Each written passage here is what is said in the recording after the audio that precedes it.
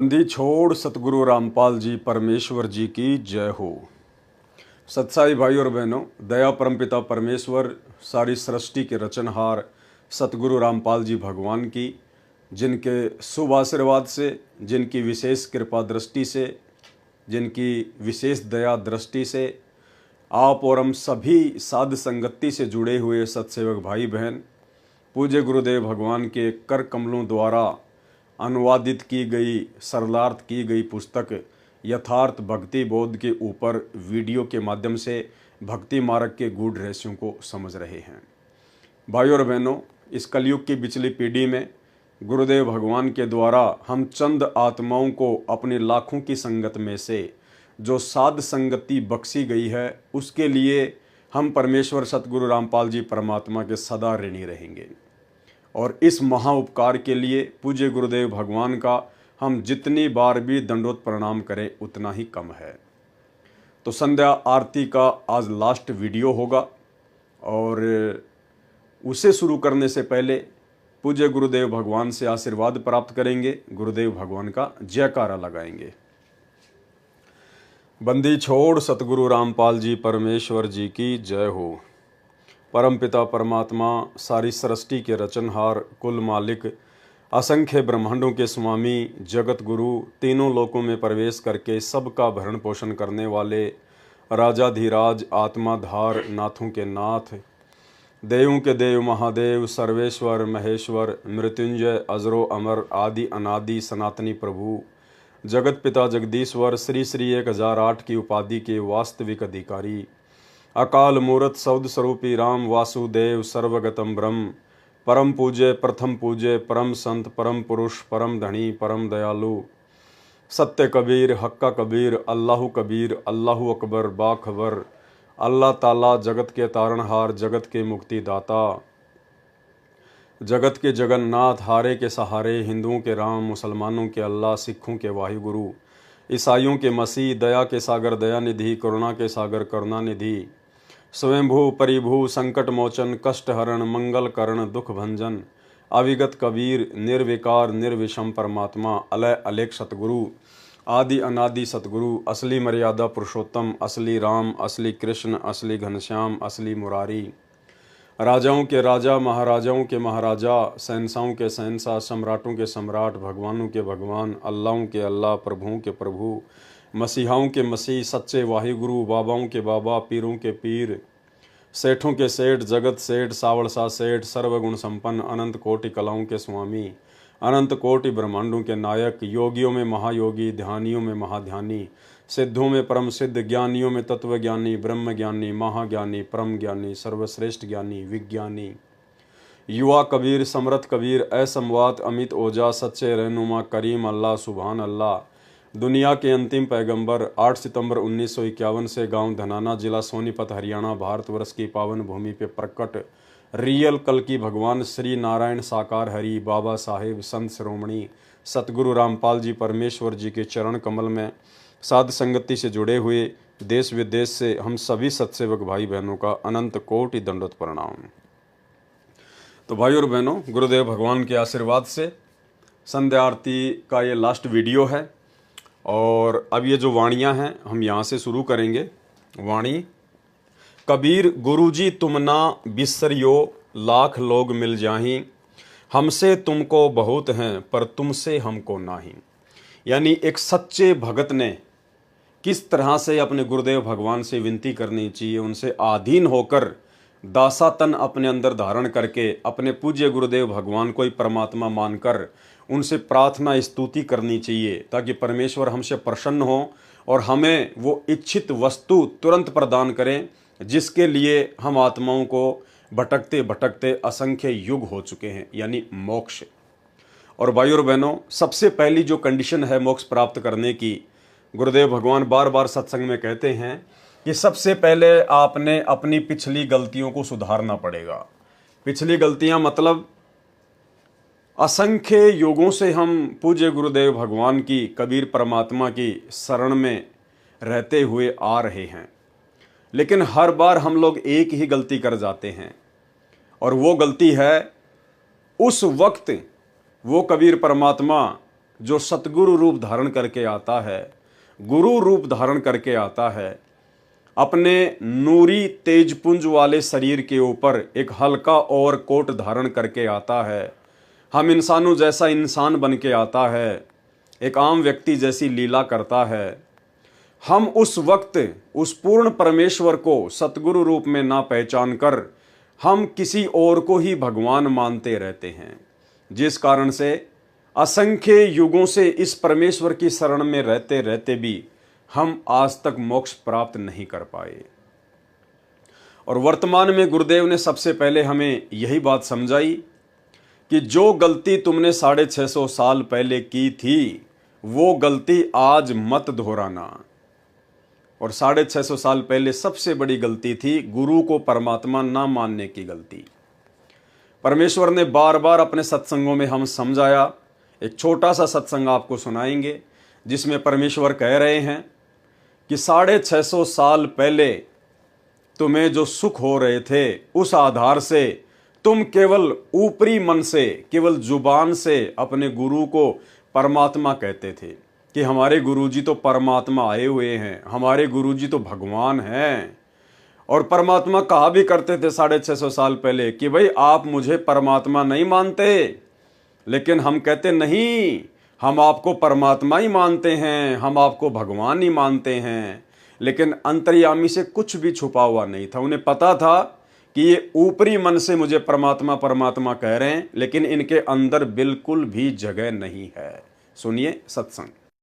परमात्मा ने ये देखना चाहा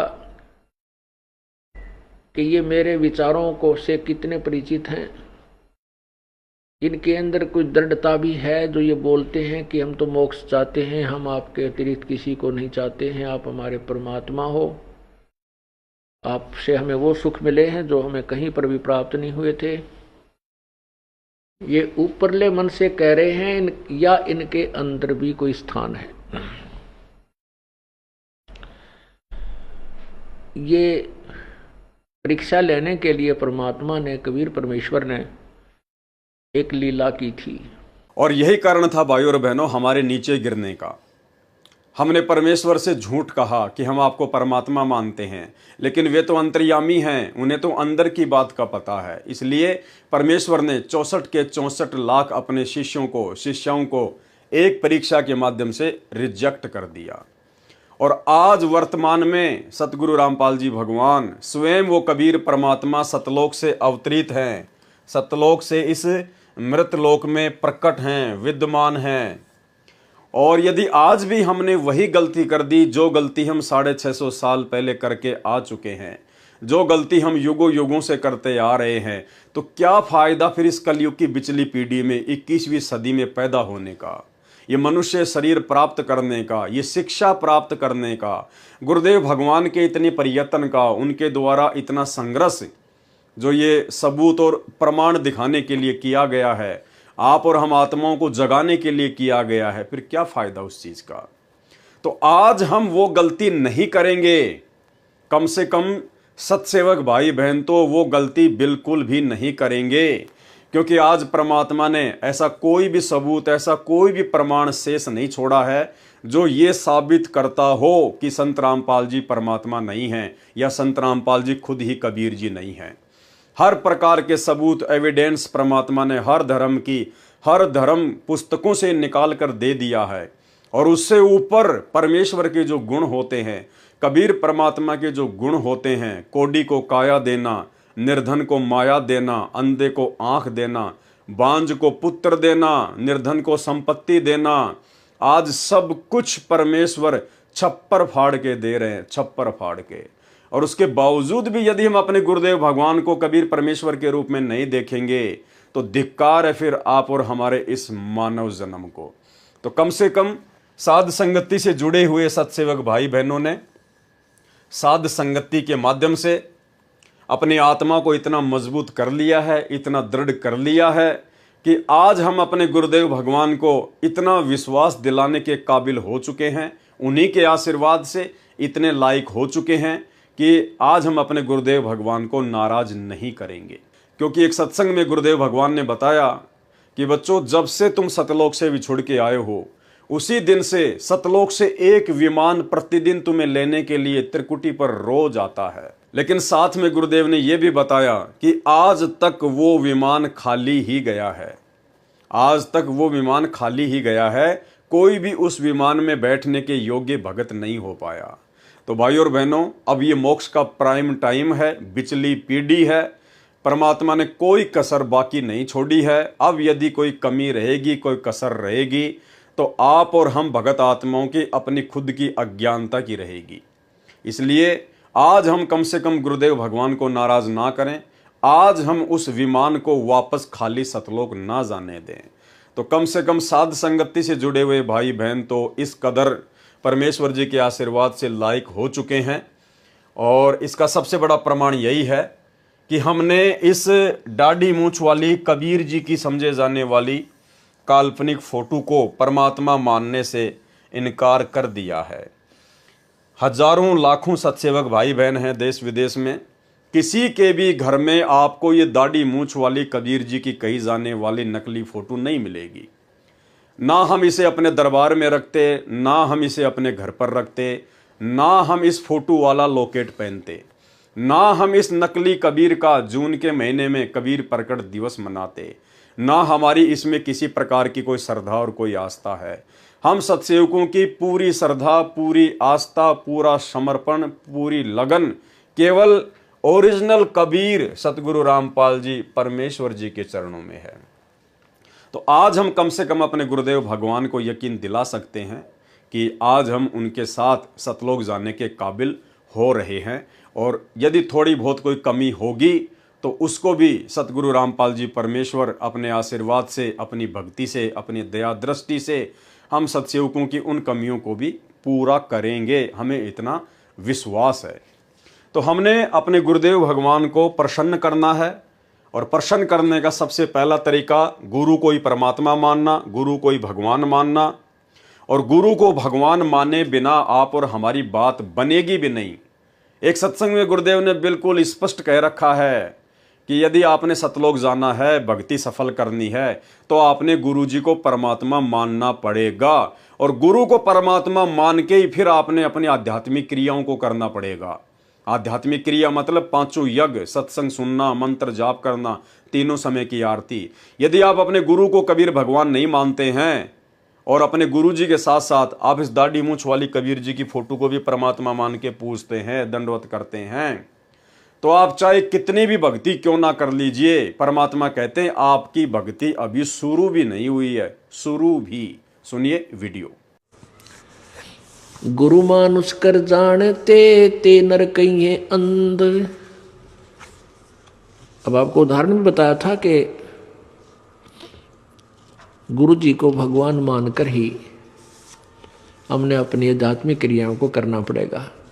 क्योंकि आप जब गुरु जी के पास जाओगे तो आपके मन में ये होगा, यदि इनके स्थान पर भगवान होते आज तो आप कैसा व्यवहार करते। निष्कपट गदगद आत्मा और चेहरे की तरह इन्हें देखते रहते। तो ऐसे आप में विनम्रता आवेगी, आपका अंतःकरण नरम होगा, आपका दोष दूर होने लग जाएगा। यदि आप इस दास को अपने जैसा ही एक व्यक्ति समझोगे, भाई थोड़ी बहुत दो बात सीख रहा है, गुरुजी है नाम देता ले लेता हूँ, इससे लाभ नहीं होगा। लाभ होगा तभी जब आपके हृदय में असीम श्रद्धा होगी इस दास के प्रति। एज ए गॉड आपने मानना पड़ेगा इस इक्वेशन को, इस प्रश्न को हल करने के लिए, जन्म और मृत्यु के इस प्रश्न से पीछा छुटवाने के लिए, हल को सोल्व करने के लिए प्रॉब्लम को आपने मानना पड़ेगा। ये रूल है ईश्वर का। तो आप अपने हृदय से मानोगे, औपचारिकता नहीं, हृदय से करना पड़ेगा।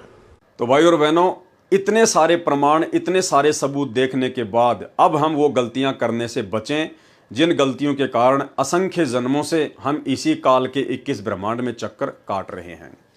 तो संध्या आरती के लास्ट में हमें आदरणीय गरीबदास जी महाराज जी ने समझाया है कि किस प्रकार से एक भगत ने अपने गुरुदेव भगवान को प्रसन्न करने के लिए कितने आधीन भाव से, कितने दासातन भाव से उनसे विनती करनी चाहिए, उनसे प्रार्थना करनी चाहिए।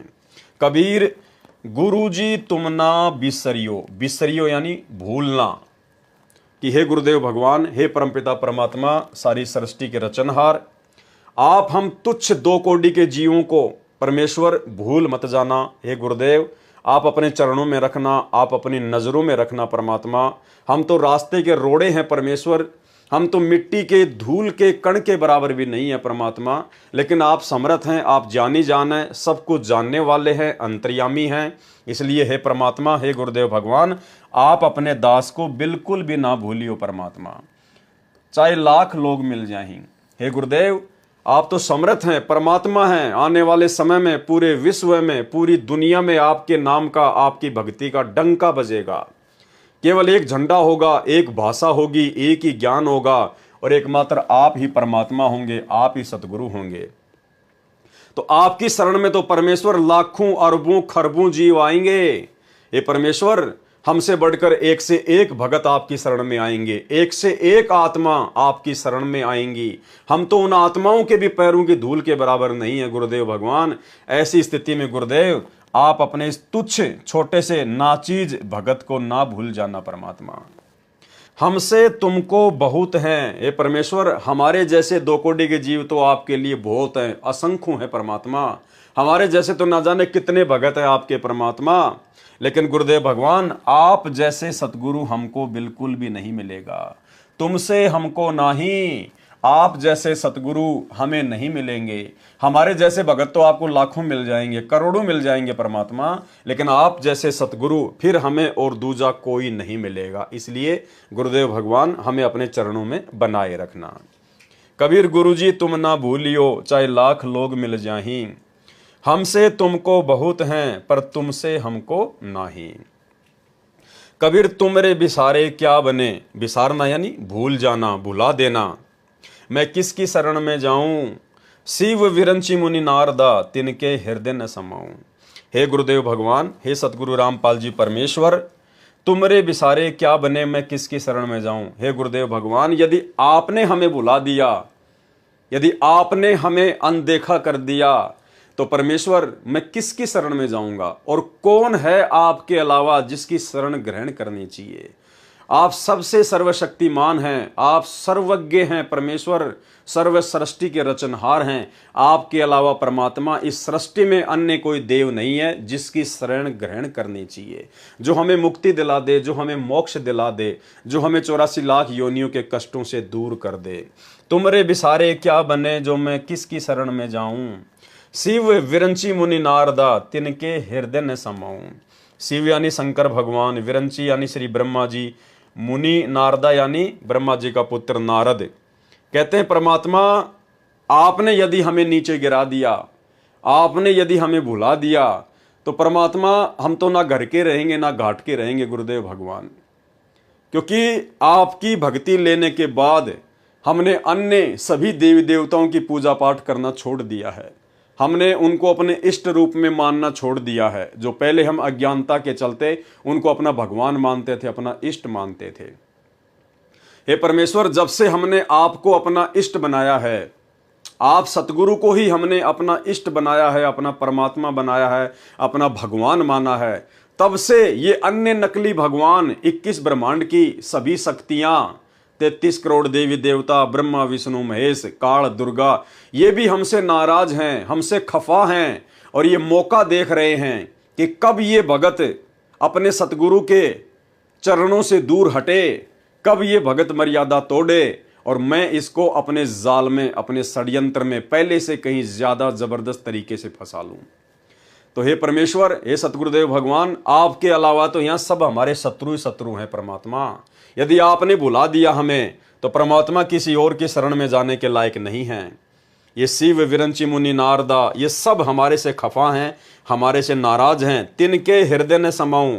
परमात्मा, अब हम इनको अच्छे नहीं लगते, अब हम इनके हृदय में समाने के लायक बिल्कुल भी नहीं है। इसलिए परमेश्वर, आपके अलावा हम जीवों का सृष्टि में, इस ब्रह्मांड में और कहीं कोई ठोर ठिकाना नहीं है। इसलिए हे गुरुदेव भगवान, हम तुच्छ, नीच, जड़ बुद्धि, मंद बुद्धि, महाअज्ञानी दो कोटि के जीवों को अपनी शरण में रखना परमात्मा, आपसे इतनी अरदास है।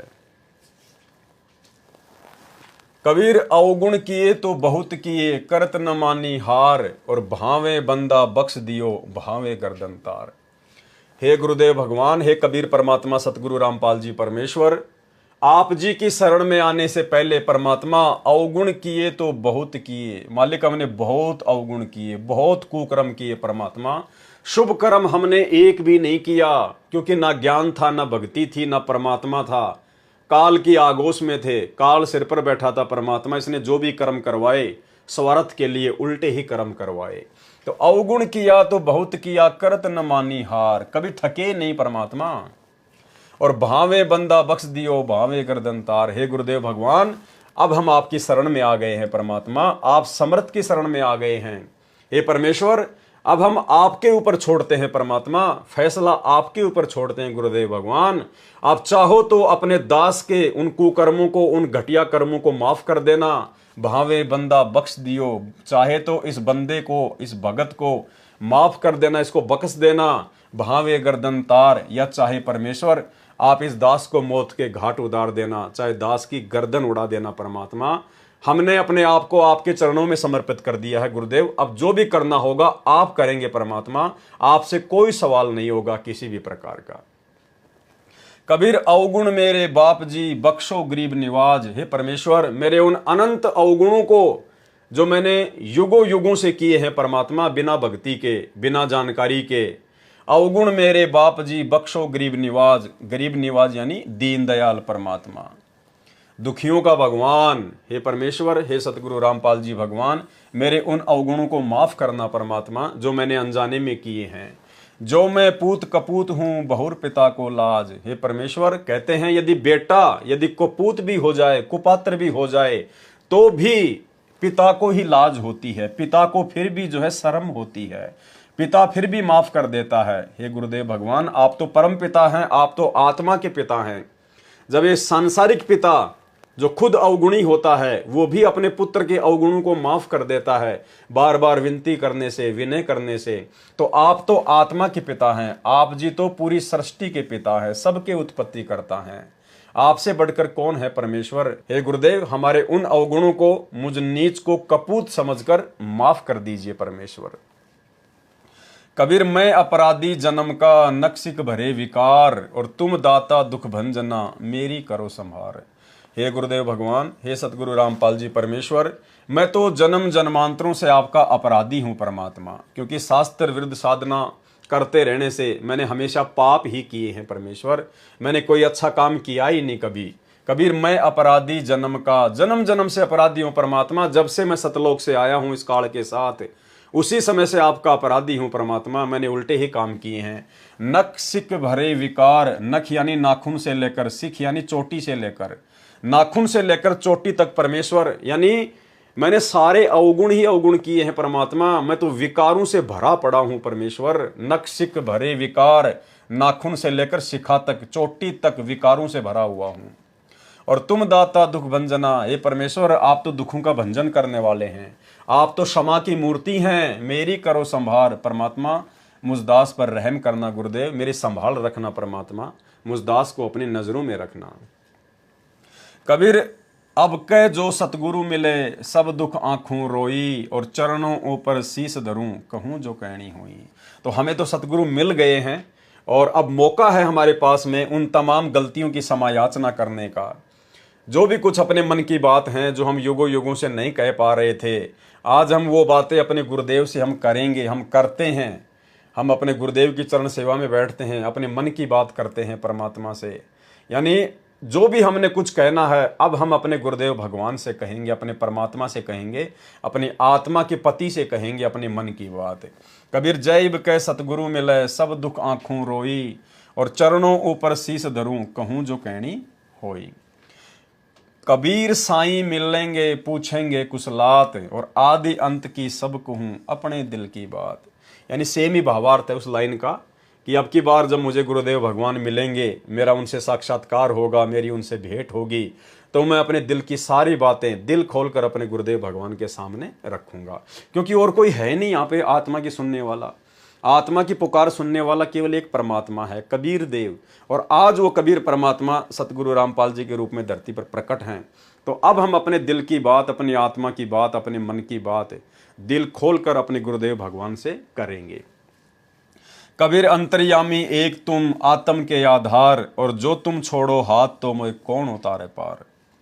हे गुरुदेव भगवान, हे कबीर परमेश्वर सतगुरु रामपाल जी, आप ही अंतर्यामी हैं परमात्मा, और कोई अंतर्यामी नहीं है। क्योंकि अंतर्यामी सृष्टि में केवल एक ही होता है, अन्य नहीं होता है। अंतर्यामी एक तुम आत्म के आधार, यहाँ पे भाई और बहनों तू शब्द है, अंतर्यामी एक तू। यानी अब हमें पता चल गया है कि हमारे पूज्य गुरुदेव भगवान एकमात्र सम्मान और आदर के हकदार हैं। इसलिए अपने गुरुदेव भगवान के लिए हम तू शब्द यूज नहीं कर सकते, हम यहाँ पर तुम कहेंगे। तुम कबीर अंतर्यामी एक तुम आत्म के आधार, यानी आप आत्मा के आधार हो परमात्मा, आप अंतर्यामी हो। ये आत्मा केवल आपके ऊपर आधारित है, इस आत्मा का कल्याण आप ही करवा सकते हो परमेश्वर। जो तुम छोड़ो हाथ तो मैं कौन उतारे पार। हे गुरुदेव, यदि ऐसे में आपने भी हमारा साथ छोड़ दिया, हम तो हैं ही अवगुणी परमात्मा, हम तो हैं ही विकारी। इसलिए परमेश्वर आप दया करना, यदि आपने भी हमारा हाथ छोड़ दिया तो इस भवसागर में परमात्मा हमारा हाथ पकड़ने वाला और दूसरा कोई नहीं है, हमारे को यहाँ से पार उतारने वाला, 21 ब्रह्मांड से हमारी नैया को पार उतारने वाला, सतलोक भेजने वाला और कोई नहीं है। इसलिए परमेश्वर अपने दास पर, अपनी दासियों पर सदैव अपना प्यार भरा आशीर्वाद बनाए रखना। तो इस प्रकार से हमने अपने गुरुदेव भगवान से इन वाणियों के माध्यम से और बहुत ही आधीन भाव से हमने विनती करनी है। कबीर जी के दोहे का सरलार्थ परमेश्वर कबीर जी ने चित्रार्थ किया है कि भगत की कैसी श्रद्धा होनी चाहिए। भगत की अपने गुरु जी के प्रति ऐसी श्रद्धा होनी चाहिए। कैसी? शिष्य कहे कि हे गुरुदेव, आप जी हमारे को ना भुलाना, चाहे आपके लाख अनुयायी हो जाएं, क्योंकि हमारे जैसे शिष्य तो आपके बहुत हैं, परंतु हमारे को आप जैसा ज्ञान संपन्न गुरु पृथ्वी पर नहीं है। गुरु जी तुम ना बिसरियो, चाहे लाख लोग मिल जाहीं, और हमसे तुमको बहुत हैं पर तुमसे हमको नहीं। कबीर तुमरे बिसारे क्या बने, मैं किसकी शरण में जाऊं, और शिव विरंची मुनि नारदा इनके हृदय न समाऊं। यदि आप मुझे बिसर गए, भूल गए तो मेरा क्या होगा, मैं किसकी शरण में जाऊंगा। यदि आप मुझे भूल गए तो मेरा क्या होगा, मैं किसकी शरण में जाऊं। आपका ज्ञान अन्य को सुनाता हूं कि केवल एक परमात्मा की भक्ति पूजा करो, अन्य देवताओं की पूजा मत करो। एक कै साधे सब सदें, सब साधे सब जाए, माली सींचे मूल को फले फूले अघाए। जिस कारण से सब देवता शिव विरंच यानी ब्रह्मा जी आदि तीनों देवताओं तथा नारद मुनि जी भी मुझसे खफा हैं, नाराज हैं, अप्रसन्न हैं। उनके हृदय में मेरे लिए स्थान नहीं है, उनको मैं एक आंख अच्छा नहीं लगता। इसलिए कृपा आप ना भूल जाना। हे गुरुदेव, आप हमें ना भुला देना। आप अपने दास को, अपनी दासियों को हमेशा अपनी नज़रों में रखना, अपना आशीर्वाद बना के रखना। अवगुण किए तो बहुत किए, करत न मानी हार, और भावे बंदा बख्श दियो, भावे गर्दन तार। हे परमेश्वर, अनगणित पाप कर दिए, कभी हार नहीं मानी। कभी हम कसाई बने, कभी हम राजा बने। राजा तो कसाई से भी ज़्यादा पाप कमाता है। हम जो एक किसानी का काम करते हैं, इसमें भी परमात्मा कहते हैं एक हड़ाई और 100 कसाई, इतना पाप खेती बाड़ी में होता है। तो आज से पहले जब हम परमात्मा की शरण में नहीं थे तो ये सारे पाप कर्म हमारे ऊपर लगते थे।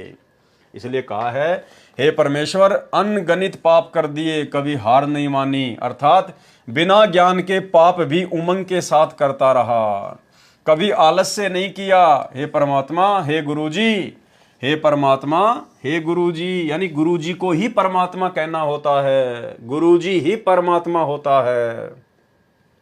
भाई और बहनों, ये बीच बीच में परमात्मा इस प्रकार से संकेत करते हैं। देखो, हे परमात्मा, फिर हे गुरुजी, यानी गुरु ही परमात्मा रूप में धरती पर प्रकट होते हैं। आज सतगुरु रामपाल जी स्वयं ही परमात्मा हैं, स्वयं ही ये कबीर देव हैं। और इसीलिए तो हमने इस दाढ़ी मूंछ वाली कबीर जी की नकली फोटो को परमात्मा मानना छोड़ दिया है। हे परमात्मा, हे गुरुजी, अब आपकी शरण में आ गया हूं। चाहे इस बंदे, इस मनुष्य को, इस भगत को क्षमा करो, चाहे गर्दन उतार लो, परंतु रखियो अपनी शरण में। हे गुरुजी, आप मेरे ऊपर ऐसी मेहर दया करो जैसे पिता अपने पुत्र के सर्व अपराधों को क्षमा करता है। जो मैं पूत कपूत हूं, बहुर पिता को लाज। ऐसे ही गुरुदेव रूपी मेरे पिताजी, मुझे क्षमा करो। हे गरीब निवाज, मेरे अवगुण बख्शो।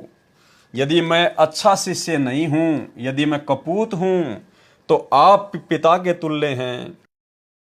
यदि आप मेरे पाप क्षमा नहीं करोगे तो पिता होने के नाते शर्म लगेगी। जो मैं पूत कपूत हूं, बहुर पिता को लाज।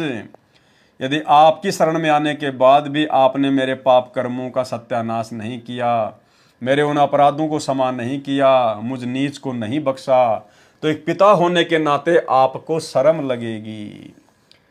बहुर पिता को लाज। तो ऐसे प्रार्थना करने से फिर गुरुदेव भगवान हम आत्माओं के ऊपर दया बख्शते हैं। हे गुरुदेव, तत्व ज्ञान ना होने के कारण मैं तो जन्म से ही गलतियां अपराध करता आ रहा हूं। मेरे में तो नख, पैर के नाखून से लेकर सिख यानी शिखा, सिर की चोटी तक विकार भरे पड़े हैं। अर्थात मैं तो पापों से सना पड़ा हूं, अर्थात पापों से भरा पड़ा हूं। हे दाता, आप तो दुख नाश करने वाले हो, मेरी ओर ध्यान दो, मेरी संभाल करो, मेरी केयर टेक करो। गुरुदेव भगवान, मेरी संभाल करो। तत्व ज्ञान के पश्चात भगत की श्रद्धा ऐसी हो जाती है, भगत कहता है कि यदि अब की बार सतगुरु मिल गए, जय इबके सतगुरु मिले, सब दुख आंखों रोए, और चरणों ऊपर शीस धरूं, कहूं जो कहनी होए। अब की बार सतगुरु मिल गए तो अपना सर्व दुख रो रो कर बताऊंगा, चरणों के ऊपर सिर रखकर सर्व बातें करूंगा। परमेश्वर कबीर जी ने भगत की सच्ची श्रद्धा के लक्षण बताए हैं कि भगत कहता है कि साईं अर्थात गुरुदेव मिलेंगे, कबीर साईं मिलेंगे, पूछेंगे कुशलात, आदि अंत की सब कहूं अपने दिल की बात। कि साईं अर्थात गुरुदेव मिलेंगे। देखो साईं का मतलब क्या होता है? परमात्मा, भगवान, मालिक। और यहाँ गुरुदेव कह रहे हैं साईं अर्थात गुरुदेव, यानी वो गुरुदेव ही साईं है, गुरुदेव ही मालिक है, गुरुदेव ही परमात्मा है, कबीर है। कि साईं अर्थात गुरुदेव मिलेंगे, कुशल मंगल पूछेंगे, आदि अंत अर्थात शुरू से लेकर आखिर लास्ट तक की अपने दिल की सब बातें कहूंगा। हे गुरु भगवान, क्या कहा है? हे गुरु भगवान, यानी गुरु ही भगवान होता है। हे गुरु भगवान, आप तो अंतर्यामी हैं, अंतर्यामी एक तुम, आत्म के आधार, और एकमात्र आप ही आत्मा के सहारा हैं, आत्मा के आधार हैं। और जो तुम छोड़ो हाथ तो मुझे कौन उतारे पार।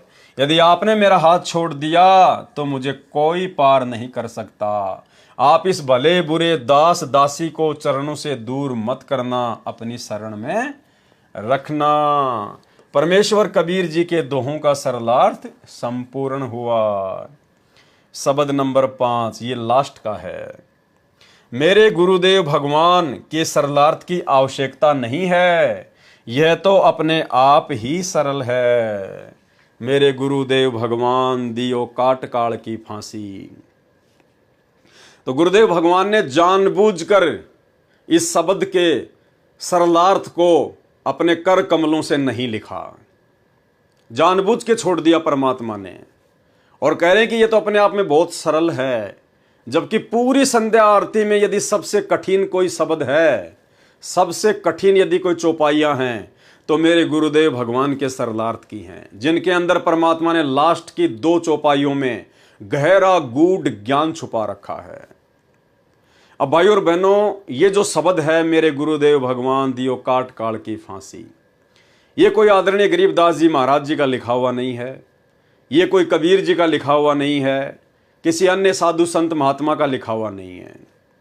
ये स्वयं सतगुरु रामपाल जी परमेश्वर जी ने अपने कर कमलों से गुरु शिष्य परंपरा का निर्वाह करते हुए और अपने पूज्य गुरुदेव, अपने मुंह बोले पूज्य गुरुदेव आदरणीय राम देवानंद जी के महिमा में लिखा है। क्योंकि 17 फरवरी 1988 को सतगुरु रामपाल जी ने गुरु शिष्य परंपरा का निर्वाह करते हुए जिस प्रकार 650 साल पहले इसी परमात्मा ने, जब ये कबीर नाम से आए थे, इन्होंने काशी के पंडित रामानंद जी को अपना मुंह बोला गुरु बनाया। दुनिया की नजरों में तो कबीर जी के गुरु पंडित रामानंद जी थे, लेकिन आध्यात्मिक दृष्टि से पंडित रामानंद जी के गुरु कबीर जी थे। तो आज वही परमात्मा धरती पर प्रकट है, वही कबीर धरती पर प्रकट है, सतगुरु रामपाल जी परमेश्वर जी के रूप में। तो लीला भी परमात्मा वही करेंगे, जाहिर सी बात है। अब आप और हमें तो बताएंगे नहीं, ना उन्होंने किसी को 650 साल पहले बताया। तो आज भी परमेश्वर सेम वही भूमिका, वही लीला कर रहे हैं। और 17 फरवरी 1988 के दिन आदरणीय राम देवानंद जी को अपना मुंह बोला गुरु बनाया। और ये बात दास आपको पूज्य गुरुदेव के कर कमलों से लिखी हुई एक अन्य पुस्तक जब जब भूल पड़े, जिसके ऊपर हमने 10 वीडियो बनाए थे, उनमें दास ने आपको स्पष्ट रूप से गुरुदेव भगवान के कर कमलों से लिखा हुआ दिखा भी दिया, जिसमें खुद आदरणीय राम देवानंद जी, जिनको हम अपना दादा गुरु जी कहते हैं, उन्होंने खुद संत रामपाल जी के सामने विनती करते हुए कहा था कि मैंने तो परमात्मा पा लिया और आपका पाना बड़ा मुश्किल हो गया, बड़ा दुर्लभ हो गया। खुद संत रामपाल जी से दादा गुरुजी विनती कर रहे हैं। और भी बहुत सारी जगह गुरुदेव भगवान ने संकेत छुपाए हुए हैं, जो हमने उस पुस्तक के अनुवाद के समय देखे, समझे और पढ़े। तो भाइयों और बहनों, ये जो शब्द है महिमा का, मेरे गुरुदेव भगवान दियो काट काल की फांसी, ये सतगुरु रामपाल जी परमेश्वर जी ने अपने मुंह बोले गुरु आदरणीय राम देवानंद जी की महिमा में लिखा है, गुरु शिष्य परंपरा का निर्वाह करते हुए। आप और हमें ये सिखाने के लिए, ये समझाने के लिए कि एक सच्चे भगत का अपने गुरु जी के प्रति कितना प्रेम होना चाहिए, गुरु जी के प्रति कितनी श्रद्धा होनी चाहिए, कितनी अगाध और अटूट श्रद्धा होनी चाहिए। तो गुरुदेव ने जानबूझकर आप और हमारी परीक्षा के लिए, आप और हम भक्तों की कॉमन सेंस को चेक करने के लिए जानबूझकर सतगुरु रामपाल जी परमेश्वर जी ने यहां पर यह लिखा है कि मेरे गुरुदेव भगवान के सरलार्थ की आवश्यकता नहीं है, यह तो अपने आप ही सरल है। भाई और बहनों, ये संध्या आरती हम करते हैं रोजाना। ये तीनों समय की आरतियां गुरुदेव ने भक्ति बोध पुस्तक में डालकर आप और हमें दी हुई है। किस लिए? अपने गुरुदेव भगवान की स्तुति के लिए, उनकी महिमा के लिए। और लास्ट में जब हम संध्या आरती करते हैं और लास्ट का जो ये शब्द है मेरे गुरुदेव भगवान, तो आप और हम रोज अपने गुरुदेव भगवान की स्तुति करते हैं, महिमा करते हैं। तो अपनी स्तुति को, अपनी महिमा को गुरुदेव भगवान कैसे लिख कर बताएंगे? क्या हमारे अंदर इतनी कॉमन सेंस भी नहीं है? क्या तत्वदर्शी संत की शरण में आने के बाद और 30 वर्षों से इतना ज्ञान लेने के बाद क्या आज भी गुरु को यह बताने की आवश्यकता पड़ेगी कि भाई तुम लोगों ने किस प्रकार से मेरी महिमा करनी है, तुम भक्तों ने किस प्रकार से अपने गुरु सतगुरु रामपाल जी को महत्व देना है? क्या आज भी गुरुजी बताएंगे हमें? तो फिर धिक्कार है आप और हमारे को, जो हमने गुरुदेव भगवान से इतना अनमोल तत्व ज्ञान प्राप्त किया और उसके बावजूद भी हम गुरु महिमा को नहीं समझ पा रहे, गुरु के महत्व को नहीं समझ पा रहे। तो इस शब्द का सरलार्थ ना करके गुरुदेव भगवान ने आप और हमारे ऊपर छोड़ दिया, आप और हमारी कॉमन सेंस के ऊपर छोड़ दिया कि भाई मैंने तो एक भगत का रोल करते हुए और एक भगत के गुरु जी के प्रति क्या भाव होने चाहिए, मैंने तो पूरी श्रद्धा के साथ में ये शब्द गाया है। अब तुम भक्तों की मेरे प्रति कितनी श्रद्धा है, तुम भक्तों ने अपने सतगुरु रामपाल जी को कितना समझा है, कितना जाना है, कितना पहचाना है। अब ये तुम्हारी कॉमन सेंस के ऊपर है कि तुम भी रट्टा ही मारोगे क्या, कि जैसे मैंने अपने गुरुजी के लिए वो शब्द लिख दिया मेरे गुरुदेव भगवान, और लास्ट की 2 चौपाइयों में सतगुरु रामपाल जी अपने मुंह बोले गुरुजी की उनका नाम लिखकर महिमा कर रहे हैं। तो हम भक्तों की क्या जिम्मेदारी बनती है? अरे हमारे गुरु सतगुरु रामपाल जी हैं, आदरणीय राम देवानंद जी हमारे गुरु जी नहीं हैं। हम अपने गुरुदेव सतगुरु रामपाल जी परमेश्वर जी की महिमा के लिए पैदा हुए हैं। हम दादा गुरु जी की महिमा करने के लिए पैदा नहीं हुए। दादा गुरु जी तो आप और हमारी तरह खुद एक भगत थे, आप और हमारी तरह एक सामान्य मानुष थे, इंसान थे। उनको तो गुरु जी ने खड़ा किया था लोक दिखावे में, गुरु शिष्य परंपरा का निर्वाह करने के लिए। तो ये आप और हमारी कॉमन सेंस के ऊपर छोड़ दिया सतगुरु रामपाल जी परमेश्वर जी ने कि हम क्या करेंगे इस शब्द को लेकर, या फिर तोते की तरह रट्टा ही मारेंगे। जैसा सतगुरु रामपाल जी अपने गुरु जी की महिमा कर रहे हैं तो हम भी उन्हीं वाणियों को वैसा ही बोलेंगे। तो फिर महिमा किसकी हुई, दादा गुरु की या सतगुरु रामपाल जी परमेश्वर जी की? तो शब्द क्या है? ये शब्द है, मेरे गुरुदेव भगवान भगवान दियो काट काल की फांसी।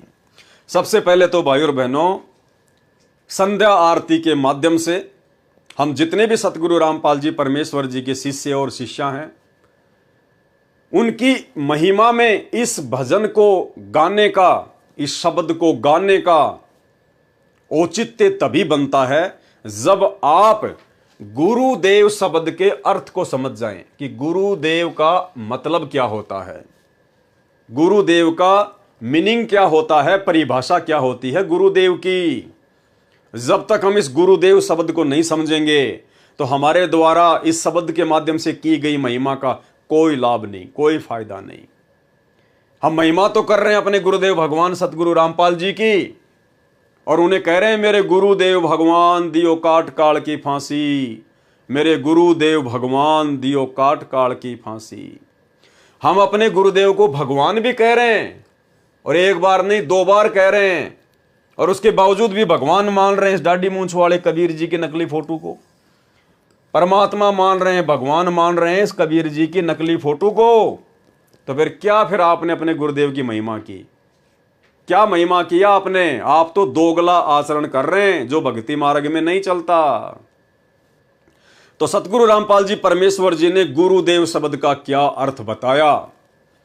गुरु देव, देव का अर्थ बताया परमात्मा, भगवान, मालिक। गुरुदेव यानी गुरु भगवान। उसके बावजूद भी परमात्मा ने 2 बार भगवान लिखा है ताकि हमारी आंखें खुलें, अन्यथा गुरुदेव शब्द ही काफी है गुरु को परमात्मा मानने के लिए। सुनिए गुरुदेव शब्द की परिभाषा। हरण कर लिया है तो फिर उसके विषय में बताते हैं, गुरु मानुष कर जानते ते नर कहिए अंध, ओवे दुखी संसार में आगे यम के फंद।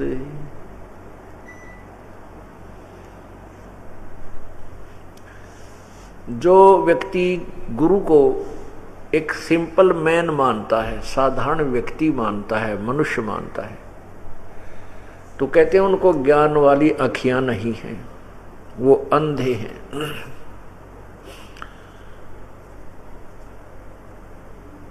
फिर वो कहते हैं उनको पूर्ण लाभ उस संत से नहीं मिलेगा। होवे दुखी संसार में, फिर आज्ञा यम यानी काल के फंद, काल के जाल में वो फंसा रह जाएगा। गुरु मानुष कर जानते और करे चरणामृत को भी पान, ते नर नरक में जावेंगे भाई युग युग बने समान। गुरु आपने धारण भी कर रखा है और गुरु जी को आप वैसे साधारण व्यक्ति मान रहे हो, और फिर देखम देखा दूसरे चरणामृत बनाकर ग्रहण कर रहे हैं और वो भी ले रहा है, वो लोग दिखावा है, उससे लाभ नहीं होगा, अर्थात उसको परमात्मा की प्राप्ति नहीं होगी, मोक्ष नहीं होगा। अब प्रश्न उठता है, तो क्या गुरु भगवान होता है? वैसे तो भगवान राम, अल्लाह, खुदा, गॉड, स्वामी, मालिक, ये एक शक्ति बोधक शब्द होते हैं, उपमात्मक शब्द हैं। जैसे हम गुरुदेव कहते हैं, गुरुदेव का अर्थ होता है गुरु भगवान, गुरु मेरे गुरु मालिक, गुरु परमात्मा। देव का अर्थ ही परमात्मा होता है। तो भाई और बहनों समझ में आ गया होगा। उसके बाद मेरे गुरुदेव भगवान दियो काट काल की फांसी। हमने केवल अपने गुरुदेव भगवान से ही विनती करनी है, केवल उन्हीं से प्रार्थना करनी है। इस 21 ब्रह्मांड से ये जन्म मरण के रोग को समाप्त करवाने के लिए, ये जन्म मरण की फांसी को समाप्त करवाने के लिए, ये पशु पक्षियों की योनियों से सदा सदा के लिए मुक्ति प्राप्त करने के लिए हमने केवल अपने गुरुजी से ही प्रार्थना करनी है, और किसी से कोई स्तुति कोई प्रार्थना नहीं करनी है। हमने इस दाढ़ी मूंछ वाली कबीर जी की फोटो को भगवान मान के उनसे प्रार्थना नहीं करनी कि हे कबीर जी मेरी फांसी काटियो, 21 ब्रह्मांड से मेरा उद्धार करियो, मेरा मोक्ष करियो। ये जड़ है, ये मुर्दा फोटो है, ये ना चल सकती, ना बोल सकती, ना हिल सकती, ना डुल सकती, ना खा सकती, ना पी सकती, ना सत्संग सुना सकती, ना नाम दे सकती, ना आशीर्वाद दे सकती, कुछ नहीं कर सकती। ये केवल एक मुखौटा है, एक निर्जीव वस्तु है। सजीव जिंदा हमारे सामने है, सतगुरु रामपाल जी परमेश्वर जी हैं।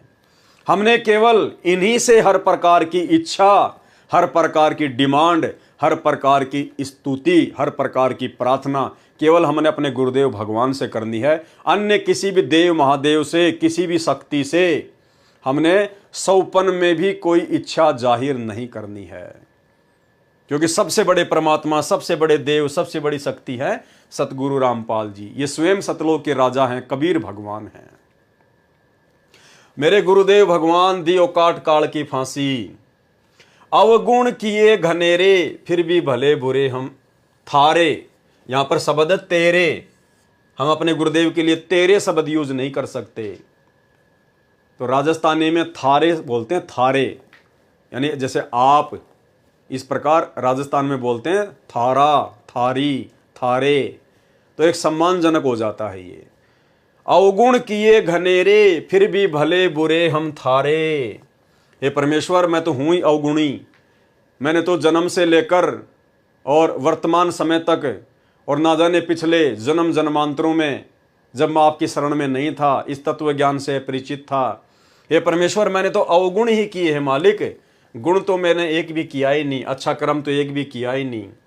हे परमात्मा, आज हमें ज्ञान हो गया, इसलिए अब हम जैसे भी हैं, हम भले थे या बुरे थे परमात्मा, लेकिन हम आपके हैं। हे गुरुदेव भगवान, हम आपके हैं। अवगुण किए घनेरे फिर भी भले बुरे हम थारे। दास को जान के निपट नादान, मोहे बख्श दियो अविनाशी। अब ये अविनाशी शब्द आया भाई और बहनों, अविनाशी। अविनाशी किसको कहते हैं? जिसका नाश करने में कोई भी सक्षम ना हो। अविनाशी, जिसका किसी भी देश काल और परिस्थिति में विनाश ना हो, जिसको काल ना खा सके, उसको कहते हैं अविनाशी। और महिमा किसकी कर रहे हैं हम? अपने गुरुदेव भगवान की। तो हमने अविनाशी शब्द ये किसके लिए यूज किया? अपने गुरुदेव भगवान के लिए, सतगुरु रामपाल जी परमेश्वर जी के लिए। तो कौन है सतगुरु रामपाल जी परमेश्वर? अविनाशी। तो अविनाशी मां के गर्भ से जन्म लेके आएगा क्या? अरे अविनाशी परमात्मा 8 सितंबर 1951 को मां के गर्भ से जेल में लिपट के आएगा क्या? ये कॉमन सेंस की बात है। और इसीलिए हम सत्सेवकों ने सतगुरु को अविनाशी मानकर 8 सितंबर को इनका प्रकट दिवस मनाना शुरू किया। और इस कागज की फोटो को जो कबीर भगवान की समझी जाती है, हमने इसको रिजेक्ट कर दिया कि हमारे अविनाशी हमें समझ में आ चुके हैं। अविनाशी सतगुरु, अविनाशी परमात्मा केवल सतगुरु रामपाल जी परमेश्वर हैं। तो यहां पर अविनाशी शब्द कहकर परमेश्वर की महिमा की गई है, अविनाशी कहकर। तो भाई या तो आप सतगुरु रामपाल जी परमेश्वर जी को अविनाशी कहना छोड़ दो। अगर आप जी इस दाढ़ी मूंछ वाली कबीर जी की फोटो को भगवान मानते हैं, जून के महीने में इसका प्रकट दिवस मनाते हैं, तो फिर आप संत रामपाल जी को अविनाशी कहना छोड़ दीजिए। फिर आप ये दो नाव की सवारी भक्ति मार्ग में नहीं चलेगी। ना घर के रहोगे, ना घाट के, अंत में धोबी के कुत्ते बन के घूमोगे यहीं पे। क्योंकि गुरु मानुष कर जानते, ते नर कहिए अंध, ओमें दुखी संसार में, और आ गए यम के फंद। कबीरा ते नर अंध हैं जो गुरु को कहते और हरि के रूठे ठोर हैं, गुरु रूठे नहीं ठोर। यदि आप अपने गुरु जी को परमात्मा नहीं मानते हैं, अविनाशी नहीं मानते हैं, कबीर नहीं मानते हैं, तो भाई और बहनों, फिर इस जन्म में तो मोक्ष की उम्मीद बिल्कुल भी मत करना। और अपने गुरुदेव को परमात्मा नाम मानने का सबसे पहला जो पॉइंट है वो यही है, यदि आप इस दाढ़ी मूंछ वाली कबीर जी की फोटो को परमात्मा मानते हैं, आप अपने घर पर इस फोटो को रखते हैं, अपने दरबार में इस फोटो को रखते हैं, इस फोटो के आगे यदि आप जोत जलाते हैं, दंडवत करते हैं, इस फोटो का लॉकेट पहनते हैं, तो अभी आपने अपने गुरु जी को परमात्मा नहीं माना। तो यहां पर अविनाशी शब्द है। अविनाशी शब्द केवल परमेश्वर के लिए यूज होता है, और परमात्मा पूरी सृष्टि में केवल एक ही है, 2 या 3 नहीं है। और वो एक परमात्मा आज हमारे गुरुदेव भगवान के रूप में प्रकट हैं। तो इससे भी ये साबित हो जाता है कि सतगुरु रामपाल जी परमेश्वर ही पूर्ण ब्रह्म परमात्मा है, कबीर देव हैं। अब ये सारी बातें सतगुरु रामपाल जी भगवान थोड़ी बताएंगे हमें। वो थोड़ी कहेंगे कि मैं अविनाशी हूं, मैं कबीर हूं, मैं सबका भगवान हूं। इसीलिए तो परमात्मा ने इसका सरलार्थ नहीं किया, हम भक्तों की कॉमन सेंस पर छोड़ दिया कि इतना समझाने के बाद, इतना ज्ञान देने के बाद अब भी अगर ये लकीर के फकीर बने हुए हैं तो क्या फायदा फिर इनको आगे सतलोक ले जाने का। उससे अच्छा तो गंदगी यही ठीक है। तो अविनाशी का मतलब होता है वो परमात्मा जो कभी विनाश में नहीं आता। और विनाश में कौन नहीं आएगा? जिसका जन्म नहीं होता। भाई जिसका जन्म होगा वो तो मरेगा, विनाश में आएगा। और जो है अविनाशी, जो स्वयंभू है, उसका कौन क्या नाश कर देगा, कौन क्या बिगाड़ देगा। तो 8 सितंबर 1951 को सतगुरु रामपाल जी परमेश्वर किसी माँ के गर्भ से जेर में लिपट के नहीं आए आप और हमारी तरह। ये स्वयंभू परमात्मा है, ये अनंत कोटि कलाओं का स्वामी है। ये हम तुच्छ 2 कोटि के जीवों की चरम दृष्टि को धोखा देके एक क्षण में क्या लीला खेल जाए, इस परमेश्वर की गति का वारन पार नहीं है। अवगुण किए घनेरे फिर भी भले बुरे हम थारे, और दास को जान के निपट नदान हो नादान, मोहे बख्श दियो अविनाशी। अपने गुरु जी को अविनाशी कह रहे हैं। अगली वाणी, मेरे उठे उमंग सी दिल में, तुम्हें याद करूं पल पल में। हे परमात्मा, हे गुरुदेव भगवान, आपने ऐसा अनमोल ज्ञान दे दिया है, आपने ऐसा अनमोल ये तत्व ज्ञान दे दिया है परमेश्वर। आपने आत्मा को इतनी उमंग में भर दिया है कि मैं आपको पल पल याद करूं परमात्मा। एक पल भी आप मेरी यादों से दूर नहीं होते हो परमात्मा। मेरे चिंतन से, मेरी सोच से आप एक पल भी दूर नहीं होते हो। अब केवल आप ही का चिंतन, आप ही का मनन, आप ही के ज्ञान के ऊपर विचार विमर्श, और परमात्मा दूसरा कोई काम नहीं। मेरे उठे उमंग सी दिल में, तुम्हें याद करूं पल पल में। आपका ऐसा मक्खन ज्ञान यो जगत बिलोवे लासी। कि हे गुरुदेव भगवान, आपने हमें जो अनमोल तत्व ज्ञान दिया है, जो सत्संग सुनाए हैं, ये तो परमात्मा मक्खन की तरह है। मक्खन की तरह, मक्खन जिसको एक बार तैयार कर दिया जाता है वो कभी खराब नहीं होता। फिर मक्खन, और ये दुनिया, ये जगत बिलोवे लासी। और ये दुनिया तो परमात्मा आपके इस मक्खन ज्ञान के अभाव में, और ये तो लस्सी को रड़क रही है, लस्सी को बिलो रही है। अरे लस्सी को मथने से कुछ भी नहीं निकलेगा, कुछ भी नहीं निकलेगा। मथ के मक्खन निकाल दिया। वो मक्खन ज्ञान तो है संत रामपाल जी का, जो सारे शास्त्रों का मंथन करके उन्होंने आप और हमें दे दिया, सार निकाल कर दे दिया। देसी घी है उनका तत्व ज्ञान। और ये दुनिया क्या कर रही है? ये घी निकालने के बाद, मक्खन निकालने के बाद में जो लस्सी बचती है, जो कि जानवरों को पिलाई जाती है, कहते हैं दुनिया तो उस लस्सी को मथ रही है कि इसमें घी निकलेगा। अब उस लस्सी में घी नहीं निकलेगा, चाहे पूरा जिंदगी उसको मथनी करते रहो, चाहे उसको रगड़ते रहो, उस लस्सी में से कभी घी नहीं निकलता। तो आप और हमारा सौभाग्य कि परमेश्वर ने हमें वो मक्खन निकाल कर दे दिया। और ये दुनिया सतगुरु रामपाल जी की शरण से वंचित होने के कारण ये तो लस्सी को रड़क रही है, ये तो लस्सी को मथ रही है, बिलो रही है। कुछ नहीं मिलेगा इन दुनिया वालों को, अंत में वहीं के वहीं रहेंगे। या दुनिया सुख से सोवे, थारा दास उठ कर रोवे। यहाँ एक शब्द आ गया फिर तेरा, तेरा की जगह बोलेंगे थारा। या दुनिया सुख से सोवे, थारा दास उठ कर रोवे। यानी हे परमात्मा, हे गुरुदेव भगवान, ये दुनिया तो आपकी जानकारी के अभाव में, आपसे तत्व ज्ञान ना लेने के चलते, और ये इन्हीं सांसारिक सुखों को सुख मानकर जो कि दुख के मूल कारण हैं, इन्हीं सांसारिक सुख सुविधाओं में जकड़ी हुई है। और ये दुनिया तो निश्चिंत होकर सो रही है। कार कोठी बना ली, बच्चे हो गए, धन संपदा हो गई, बच्चे नौकरी लग गए, तो सोच रहे हैं कि बस हमने सब कुछ प्राप्त कर लिया। या दुनिया सुख से सोए। कौन सा सुख? झूठे सुख को सुख मान के ये दुनिया निश्चिंत होके सोई पड़ी है। और थारा दास उठ कर रोवे। और परमेश्वर, आपने अपने दास को ऐसा ज्ञान दे दिया परमात्मा कि अब आंखों से आंसू निकलते हैं कि हम भी इन लोगों की तरह पहले इसी प्रकार से झूठे सुख को सुख मान के और इस काल की गोद में बैठे हुए थे। हे परमेश्वर, अब आपने ऐसा अनमोल ज्ञान दे दिया परमात्मा, आपने वास्तविक सुख की परिभाषा से परिचित करवा दिया कि सतलोक की तुलना में तो 21 ब्रह्मांड के महासुरग के जो सुख हैं वो भी ऊंट के मुंह में जीरे के बराबर नहीं है। सतलोक वाले सुखों की तुलना में तो 21 ब्रह्मांड में सुख देखने को नहीं मिलते, देखने को भी।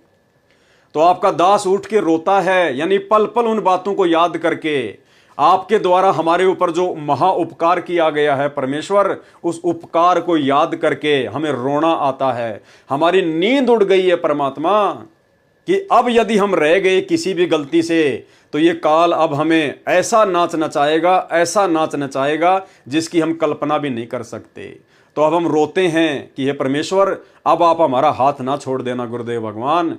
हम नादानों को अपनी शरण में रखना परमात्मा, अपने चरणों में रखना मेरे परमेश्वर, क्योंकि अब हमें काललोक के इन सुख रूपी दुखों का और सतलोक के वास्तविक सुखों का आप जी के तत्व ज्ञान से वास्तविक ज्ञान हो गया है। या दुनिया सुख से सोवे, थारा दास उठ कर रोवे। मेरा मेटो आवण जान, या करियो मेहर जरासी। है परमात्मा, मेरा आवण जान मेटियो मालिक। आवण यानी मनुष्य जन्म प्राप्त करना, और जाना यानी मरने के बाद फिर 84 लाख योनियों में जाना, नरक में जाना। तो हे परमेश्वर, हे गुरुदेव भगवान, हे सारी सृष्टि के समर्थ परमात्मा सतगुरु रामपाल जी भगवान, मेरा मेटो आवण जान, मेरा ये आने और जाने का जो चक्कर है, जो काल ने मुझे फंसा रखा है परमेश्वर, आप इसको समाप्त करना, आप इसको मेटना। या करियो मेहर जरासी।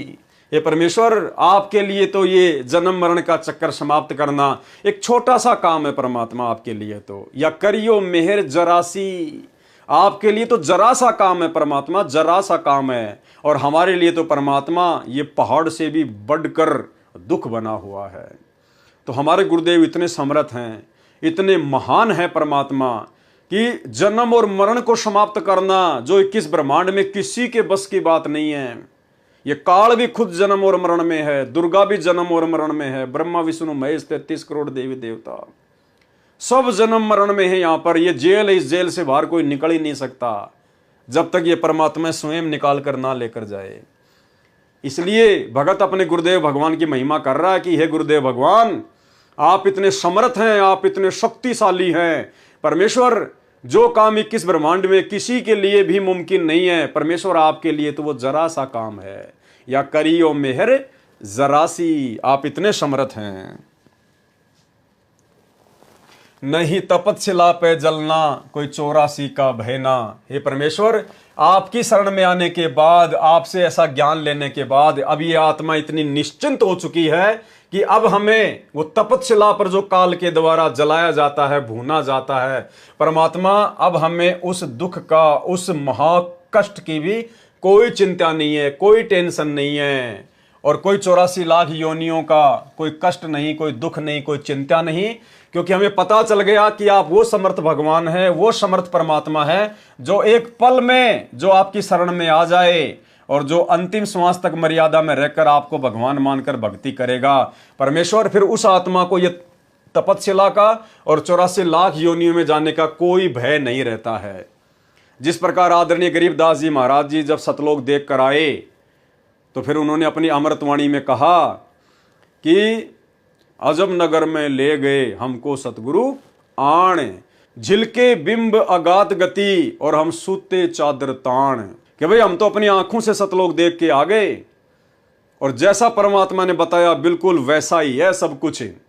अब हमें कोई टेंशन नहीं है, कोई चिंता नहीं है। अजब नगर में ले गए यानी सतलोक में ले गए हमको सतगुरु आण, यानी जिंदा महात्मा के रूप में वो सतगुरु, वो कबीर स्वयं आए और हमें उस अजब नगर में ले गए, अजब नगर में ले गए हमको सतगुरु आण, और जुलके बिंब अगाध गति, उस सतलोक की महिमा अपरंपार है। हम सूते चादर तान, चादर तान के सोना हरियाणा में मुहावरा है, निश्चिंत होके सोना, बेफिक्र होके सोना। जैसे कोई व्यक्ति यदि किसी दिन अपने खेत का काम कंप्लीट कर ले और फिर आराम से लेट रहा है खाट पे, तो दूसरा आके कहता था भाई आज तो चादर ओढ़ के सो रहा है, यानी सब काम से निफराम हो चुका है, फ्री हो चुका है, कोई टेंशन नहीं है। तो आदरणीय गरीबदास जी महाराज जी समझा रहे हैं कि इसी प्रकार आप भी निश्चिंत हो जाना। यदि आपको वो सतगुरु मिल गया, वही भगवान मिल गया, और आज हमें मिल गया वही गरीबदास जी का सतगुरु, वही जिंदा महात्मा, वही कबीर परमात्मा हमारे सतगुरु हैं, सतगुरु रामपाल जी भगवान।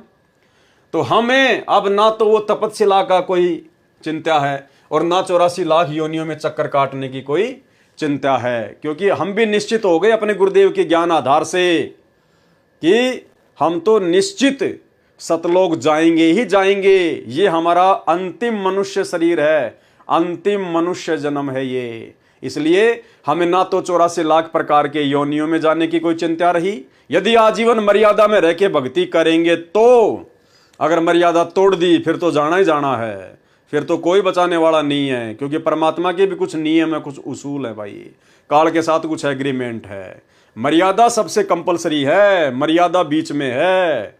अगर मर्यादा तोड़ दी फिर 84 लाख योनियों के कष्ट से परमात्मा नहीं बचाएगा, फिर तपस्या के महाकष्ट से ये परमात्मा नहीं बचाएगा। नहीं तपस्या पे जलना कोई 84 का भयना, रोग कट्या सुमेर समान, या गई तृष्णा खांसी। ये परमात्मा, ये सुमेर यानी पहाड़ जैसा ये कष्ट तपस्या का 84 लाख योनियों का आपने एक पल में काट दिया मेरे मालिक, हमें अपनी शरण में लेके। या गई तृष्णा खांसी, तृष्णा खांसी यानी पहले इस बिना ज्ञान के, बिना तत्व ज्ञान के इस मन में खांसी की तरह जो इच्छाएं उठती थी, ये बना लूं, वो बना लूं, ये प्लाट ले लूं, वो प्लाट ले लूं, उसके लिए बना दूं, वहां सस्ता मिल रहा वो ले लूं, ये कार खरीद लूं, ये कोठी खरीद लूं। दुनिया भर की वो तृष्णाएं खांसी की तरह ये मन इस मानव शरीर में पैदा करता था, आदमी को एक सेकंड का चैन नहीं लेने देता था। अब परमेश्वर से तत्व ज्ञान मिलने के बाद और ऐसा समर्थ सतगुरु मिलने के बाद अब वो सारी इच्छाएं हर प्रकार की परमेश्वर ने एक झटके में समाप्त कर दी। अब यदि कोई इच्छा है, कोई तृष्णा है, तो केवल सतलोक जाने की है, और कोई तृष्णा, कोई इच्छा नहीं है। रोग कट्या सुमेर समान, या गई तृष्णा खांसी। तुम्हें कहां ढूंढ के लाऊं, मैं तड़प तड़प रह जाऊं। आप गए अमर अस्तान, दई छोड़ तड़पती दासी। अब भाई और बहनों, ये जो लाइन है, ये जो लाइन है, ये लाइन हम सतगुरु रामपाल जी परमेश्वर जी के भक्तों ने नहीं बोलनी है। और हम सत्सेवकों ने जो नई भक्ति बोध पुस्तक छपवाई है, हमने उस भक्ति बोध पुस्तक से इस लाइन को परमानेंट हटा दिया है। हम इस लाइन को नहीं बोलते। नई वाली भक्ति बोध में ये लाइन हमने बिल्कुल हटा दी है। और इसीलिए सतगुरु रामपाल जी परमेश्वर जी ने इस शब्द का सरलार्थ नहीं किया, जानबूझकर आप और हमारी कॉमन सेंस के ऊपर छोड़ दिया परमात्मा ने। तुम्हें कहां ढूंढ के लाऊं, मैं तड़प तड़प रह जाऊं। कौन कह रहा है? सतगुरु रामपाल जी परमेश्वर जी कह रहे हैं। किस आधार से कह रहे हैं? एक भगत की भूमिका में कह रहे हैं। किसके लिए कह रहे हैं? अपने मुंह बोले गुरुदेव आदरणीय रामदेवानंद जी के लिए कह रहे हैं। उनके शरीर छोड़ने के बाद कह रहे हैं, उनके सतलोक जाने के बाद कह रहे हैं। क्या कह रहे हैं? तुम्हें कहां ढूंढ के लाऊं, यानी हे गुरुदेव भगवान, मैं आपको कहां से खोज के लाऊं? मैं तो आपकी याद में, आपकी फिक्र में, आपकी चिंता में तड़प तड़प रह जाऊं, तड़प तड़प रह जाऊं। तो भाई हमें अपने गुरुदेव को ढूंढने की आवश्यकता कहां है? पहली बात तो हमारे गुरुदेव हमारे साथ में पल पल शब्द रूप में पल पल साथ हैं। वो हमसे दूर कभी होते ही नहीं। अगर भगवान हमसे दूर हो गए, अगर गुरुदेव भगवान एक सेकंड के लिए भी हमसे दूर हो गए तो काल बैठ जाएगा, भक्ति नहीं करने देगा। कुबद सोचेंगे, कुबद कुविचार उत्पन्न होंगे, हम भक्ति कर ही नहीं पाएंगे।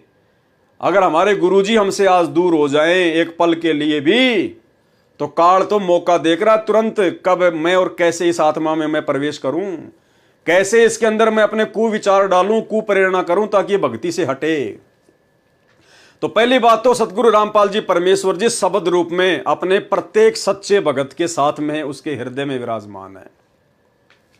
दूसरी बात, सतगुरु रामपाल जी भगवान शारीरिक रूप में भी आप और हमारे समक्ष हैं। शारीरिक रूप में भी धरती पर प्रकट है हमारे पूज्य गुरुदेव भगवान के रूप में। तो शब्द रूप में और शारीरिक रूप में, दोनों ही रूप में हमने अपने गुरुदेव भगवान को खोजने की जरूरत नहीं है, ढूंढने की जरूरत नहीं है।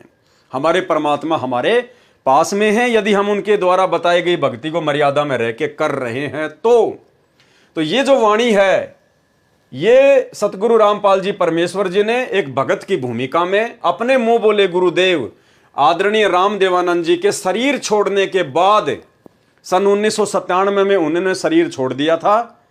उनके शरीर छोड़ने के बाद में सतगुरु रामपाल जी ने यह शब्द लिखा है, यानी उनके जानने के बाद, उनके इस पृथ्वी लोक से जानने के बाद। तो अब इस लाइन को हम क्यों बोले, ये हमारे लिए नहीं है। हमारे गुरु जी तो हमारे समक्ष हैं, शब्द रूप में पल पल साथ हैं, और शारीरिक रूप में अपने मिशन को पूरा करने के लिए हिसार की छोटी जेल में बैठे हुए हैं। तो हम ये शब्द नहीं बोल सकते यहां पर कि तुम्हें कहां ढूंढ कर ले आऊं, मैं तड़प तड़प रह जाऊं। क्यों भाई, अगर ढूंढना भी है तो जाओ हिसार जेल में, अगर किसी ने ढूंढना भी है तो चले जाओ हिसार जेल में। सबको पता है हिसार जेल में बैठे हुए हैं, तो ढूंढने की जरूरत कहां है, मालूम है कहां बैठे हुए हैं। ढूंढा तो उसको जाता है जिसका पता ना हो कि वो कहां चला गया, जो मिल ही नहीं सकता उसको ढूंढा जाता है, जबकि हमें तो पता है ढूंढने की जरूरत ही नहीं है। ढूंढा उसको जाता है जो गुम जाता है। तो हमारे गुरुदेव कहां गुमे, सबको पता हिसार जेल में बैठे हैं। अगर ज्यादा ही मिलने की इच्छा हो रही है तो जाओ हिसार जेल में मिलके आ जाओ। ये बात बोलने की आवश्यकता कहां पड़ गई। तो ये बात पूज्य गुरुदेव जी ने एक भगत के रूप में लीला करते हुए और अपने गुरु जी के प्रति कैसी श्रद्धा, कैसे भाव होने चाहिए, ये आप और हमें समझाते हुए अपने मुंह बोले गुरुदेव के आदरणीय रामदेवानंद जी के शरीर छोड़ने के बाद उन्होंने उनके प्यार में, उनके प्रेम में और ये वाणी लिखी है कि तुम्हें कहां ढूंढ के लाऊं, मैं तड़प तड़प रह जाऊं। आप गए अमर स्थान, आप कहां चले गए, आप सतलोक चले गए, अमर स्थान को चले गए। अरे हमारे गुरुदेव तो हिसार जेल में बैठे भाई, और शब्द रूप में पल पल हमारे साथ में, कहां चले गए। ये तो अपने एक रूप में सतलोक में भी बैठे हैं, एक रूप में यहां बैठे हैं, और अन्य रूप में न जाने कहां कहां, कौन कौन से ब्रह्मांड में, कौन कौन से लोक में परमात्मा लीला कर रहे हैं। ये थोड़ी कि गुरु जी हिसार जेल में बैठे हैं, ये तो अक्षर पुरुष के लोक में भी न जाने कितने रूप बना के अपने बच्चों को ज्ञान सुना रहे हैं। 21 ब्रह्मांड में भी न जाने कितने लोकों में, कितने द्वीपों में, कितने ब्रह्मांडों में पता नहीं क्या क्या रूप धारण करके अपनी आत्माओं को ज्ञान समझा रहे हैं। ये तो पाताल लोक में भी इस समय क्या पता अपनी आत्माओं के लिए वो सत्संग कर रहे हो। तो इनके तो अनंत रूप हैं, अनंत कोटि कलाओं के स्वामी हैं ये तो आप गए अमर स्थान, ये आदरणीय रामदेवानंद जी के लिए सतगुरु रामपाल जी परमेश्वर जी कह रहे कि आप गए अमर स्थान, और दई छोड़ तड़पती दासी, यानी आप मुझे अकेला छोड़ गए। भाई और बहनों, देखो सतगुरु रामपाल जी परमेश्वर जी ने 12वें पंथ में 17 फरवरी 1988 को आदरणीय रामदेवानंद जी को अपना मुंह बोला गुरु बनाया था। तो 12वें पंथ के हिसाब से ही परमात्मा इस प्रकार की बातें लिख रहे हैं, दई छोड़ तड़पती दासी। जाना कल को हमारे पूज्य गुरुदेव भगवान ने भी है, क्योंकि परमात्मा है, काल के साथ एग्रीमेंट है, एक समय के बाद परमात्मा ने भी यहां से जाना है। लेकिन हम 13वें पंथ के पंथी हैं। अगर हमारे मन में कभी भी ये आ गई जरा सी भी बात कि हे गुरुदेव आप तो हमें तड़पता छोड़ गए, आप तो हमें तड़पता हुआ छोड़ गए, दई छोड़ तड़पती दासी, दासी यानी आत्मा, उसी समय फैल हो जाएंगे, उसी समय। क्योंकि बिचली पीढ़ी है, परमात्मा ने समझाने में, बताने में, प्रमाण दिखाने में कोई कमी नहीं छोड़ी, अपनी पहचान करवाने में कोई कमी नहीं छोड़ी है।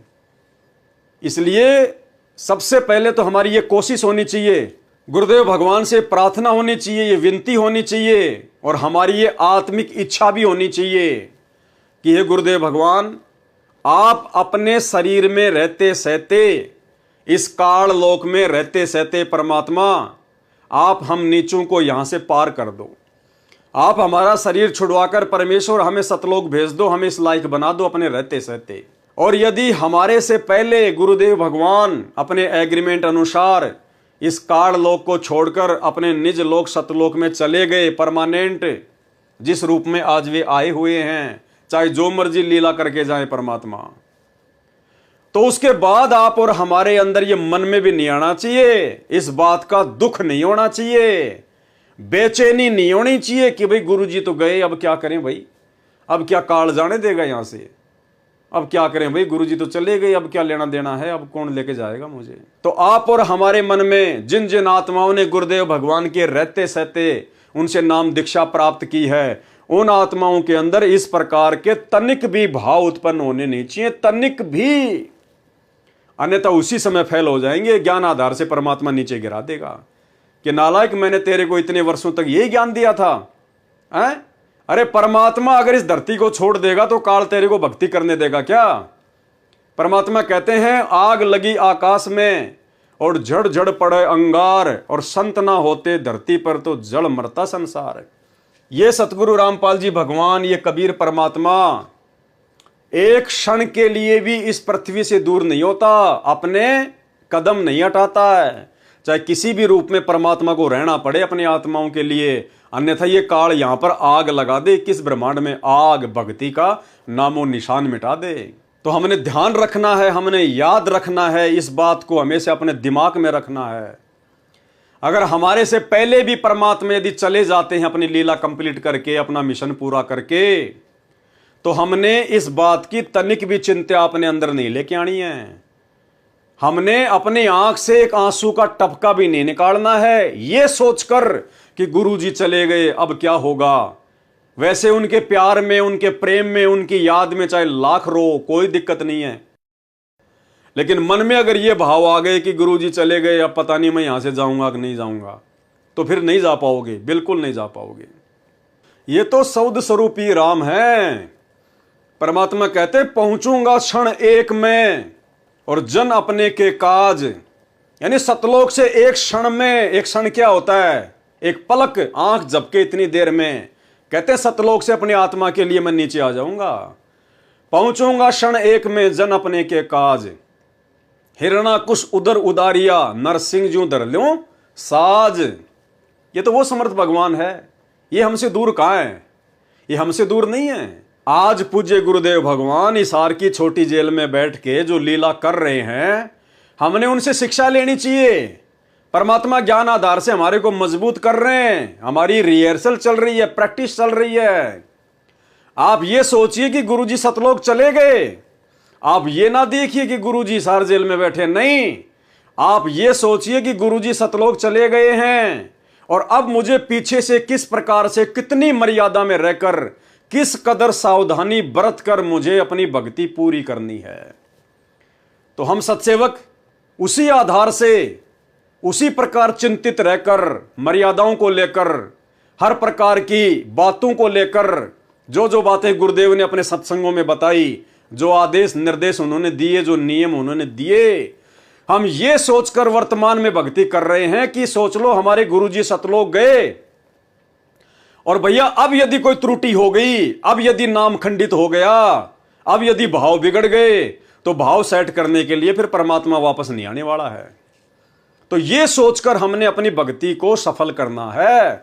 तो ये रिहर्सल चल रही है वर्तमान में, उस आगामी समय के लिए परमात्मा वर्तमान में हिसार की छोटी जेल में बैठकर, आप और हम जो इस 21 ब्रह्मांड रूपी काल की बड़ी जेल में बैठे हैं ना, परमात्मा हमारी परीक्षा ले रहा है, हमारी रिहर्सल करवा रहा है मालिक। तो जब गुरुदेव यहां से चले जाए परमानेंट सतलोक के लिए, जिस रूप में आए हुए हैं इस रूप से, तो मन में कभी भी ये चिंता नहीं आनी चाहिए कि गुरुजी चले गए अब मेरा क्या होगा, अन्यथा फिर तेरा कुछ नहीं होगा, फिर कुछ भी। क्यों कहे कबीर, सुनो भाई साधु, मैं तो हूं विश्वास में, और यदि तूने विश्वास ही तोड़ दिया तो फिर तेरा काम कहां से बनेगा, फिर तू काल के जाल में ही रहेगा। तो हमने अपनी आंख में एक आंसू भी नहीं निकालना है। परमात्मा जो मर्जी लीला करके जाए यहां से, हमने इस चिंता में आंख से एक आंसू भी नहीं निकालना कि लो भाई गुरुजी तो चले गए अब क्या होगा, अरे अब क्या होगा, भक्ति पता नहीं पूरी होगी कि नहीं होगी, हम सतलोक जा पाएंगे नहीं जा पाएंगे। नहीं, यहां गुरुदेव जो ये बात लिख रहे हैं, दही छोड़ तड़पती दासी, तो भाई वो तड़पेगा जिसको कंप्लीट भक्ति का कोर्स नहीं मिला होगा, जिसको सच्चा गुरु नहीं मिला होगा, जिसको पूर्ण मोक्ष का मार्ग नहीं मिला होगा, जिसको पूरे सत्संग नहीं मिले होंगे। तो आदरणीय रामदेवानंद जी, वो तो आप और हमारी तरह भगत थे, उनके पास में कहां सच्चा ज्ञान था, कहां सच्चा नाम था, कहां उनके पास में मोक्ष मार्ग था। वो किसका उद्धार कर देते, वो तो किसी का उद्धार कर ही नहीं सकते थे। एक छोटा सा सत्संग सुना रहा हूं आपको सतगुरु रामपाल जी परमेश्वर जी का, जिन्होंने हकीकत बताई कि मेरे गुरुदेव आदरणीय रामदेवानंद जी वो किसी का उद्धार कर ही नहीं सकते थे, वो किसी का मोक्ष कर ही नहीं सकते थे। स्पष्ट कह रहे हैं गुरु जी कि उनसे किसी का मोक्ष होना ही नहीं था। सुनिए। और आज से सभी जितने उनके शिष्य थे सबसे कह दिया था कि आज के बाद मैं तुम्हारा गुरु नहीं हूं, आज से दोबारा इससे उपदेश ले लो और इसको गुरु बनाओ, इससे तुम्हारा मोक्ष होगा। अब यह बात भी नहीं हमारे गले उतरे थी कि उन तो मौज है उनकी।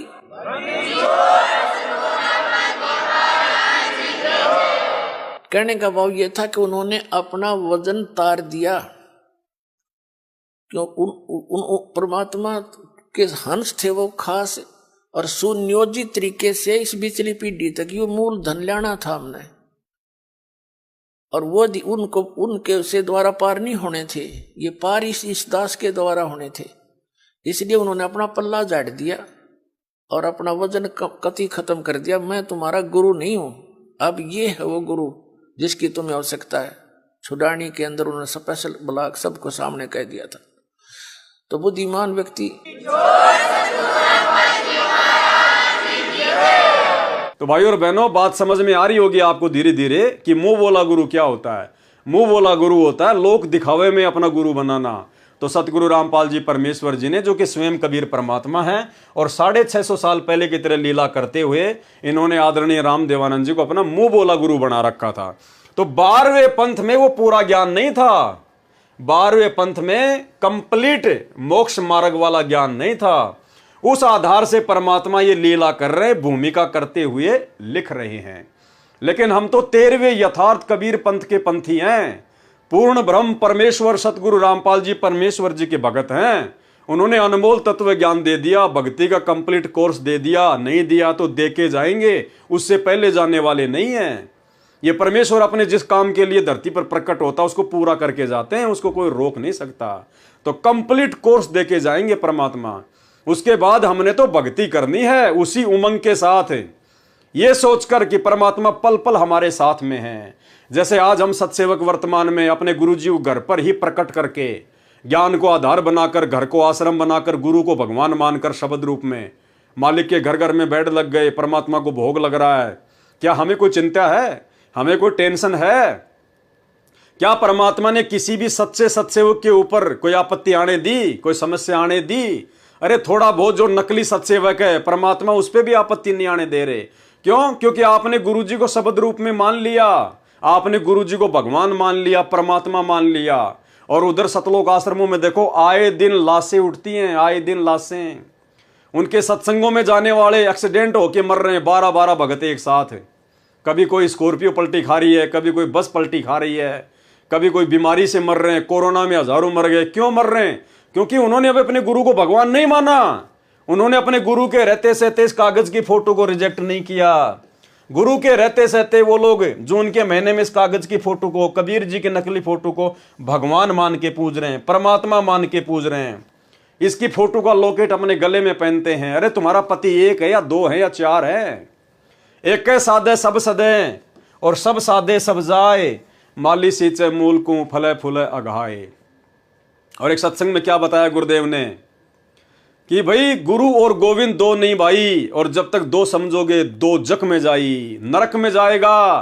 कहते हैं जो अपने गुरु के अलावा किसी और को परमात्मा मानता है, कहते हैं वो तो कुत्ते की योनि में जाएगा, कुत्ते की योनि में। सुनिए, गुरु और परमात्मा में कोई अंतर नहीं होता। जब तक दो समझ कर चाल रहा, कबीर साहब कहते हैं वो कुत्ते की योनि में जाएगा। तो भाई और बहनों, ऐसी गलती हम सत्सेवक नहीं करेंगे, ना आज करेंगे ना आने वाले समय में करेंगे, जब तक आशीर्वाद गुरुदेव भगवान का रहेगा।